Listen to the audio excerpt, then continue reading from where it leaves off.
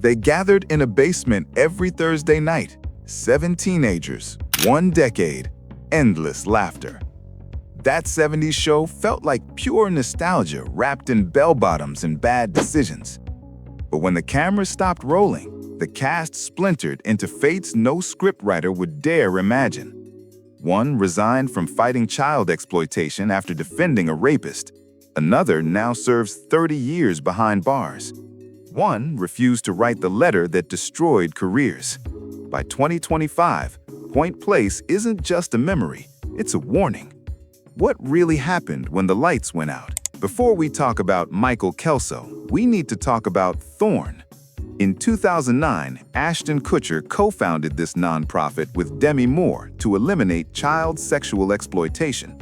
He testified before the United States Senate in 2017 about Thorn's technology helping law enforcement rescue trafficking victims. He ran the New York City Marathon in 2022, raising over $1 million. This wasn't a side project, it was his entire public identity. Born February 7, 1978 in Cedar Rapids, Iowa, Kutcher grew up watching his twin brother Michael fight for survival after being born with cerebral palsy and needing a heart transplant at 13. It taught him loyalty, sometimes to a devastating fault. In 2023, when Danny Masterson was convicted of 2 counts of rape, Kutcher and Mila Kunis submitted character letters asking for leniency. The backlash was instant. But the most damaging blow came September 14, 2023, when Kutcher resigned as chairman of Thorn, the organization he built to protect victims of sexual exploitation. A man who testified before Congress about protecting children had just defended a convicted rapist.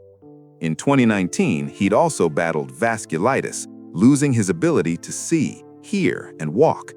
Today, at 47, his net worth stands at $200 million. But he's admitted money never insulated him from regret. Mila Kunis was born August 14, 1983 in Kyiv, Ukraine. At 7 years old, her family immigrated to the United States with $250 and 2 suitcases. She spoke no English. By 14, she was playing Jackie Burkhart on That 70s Show, the sharp-tongued teenager whose transformation became one of the show's most compelling arcs. But the immigrant experience never left her. Even as she achieved success with Black Swan and became one of Hollywood's highest-paid voice actors on Family Guy, she privately questioned whether any amount of achievement could protect her from rejection. The Masterson letter controversy proved her fears were justified. The backlash in 2023 cost her endorsement deals, strained longtime friendships, and pushed her marriage to the brink. Therapy became a weekly ritual. Cultural dislocation resurfaced. The same feelings of not belonging, of always being one mistake away from exile, came flooding back. At 42 years old in 2025, Kunis remains active in Hollywood, but she has shifted her priorities toward rebuilding her public image one quiet step at a time. Her estimated net worth is $80 million, though she has admitted that no amount of success has ever fully erased the ache of starting life over in a country that once felt impossibly far from home. What most people don't know is that Deborah Jo Rupp and Kurtwood Smith also submitted character letters on behalf of Danny Masterson before his sentencing. Unlike Kutcher and Kunis, they faced almost no public backlash. Their involvement was buried in court documents and only reported by outlets like ABC News and Variety after the sentencing hearing concluded. Deborah Jo Rupp, who played the warm, endlessly patient Kitty Foreman, spent her career avoiding controversy. After her 1993 divorce ended a 17-year marriage, she rebuilt her life through quiet, steady work. Today, at 68 years old, she remains actively working. Her estimated net worth is $5 million. The letter she wrote remains a fact. Whether she regrets it, she has never said publicly. Kurtwood Smith, the authoritative Red Foreman, also submitted a letter. At 82 years old in 2025, Smith is still working, reprising Red in That 90s Show.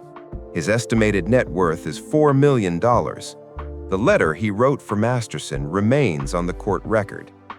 Topher Grace was the only main cast member who did not write a character letter for Masterson, and his wife, Ashley Hinshaw, went further. The day after Masterson's sentencing, she posted a message on Instagram expressing solidarity with rape survivors. One of Masterson's actual accusers, Chrissy Carnell Bixler, publicly praised Grace in response. Fans who once mocked Grace for being antisocial now reframed his behavior as foresight. The man who had been criticized for leaving the show early to pursue film had quietly drawn a moral line years before the rest of the cast was forced to confront it. Born July 12, 1978 in New York City, Grace played the awkward, lovable Eric Foreman. When he left That 70s Show in 2005, the backlash pushed him toward a period of deep self-doubt that he later described as the closest he ever came to depression. Today, at 47 years old, Grace continues acting while raising his children and choosing roles that protect his mental well-being. His estimated net worth is $8 million, but his real legacy may be this: he was the only one who saw what was coming and walked away before it was too late. Laura Prepon was born March 7, 1980 in Watchung, New Jersey. At 18 years old, she became the steady voice of reason on That 70s Show as Donna Pinciote.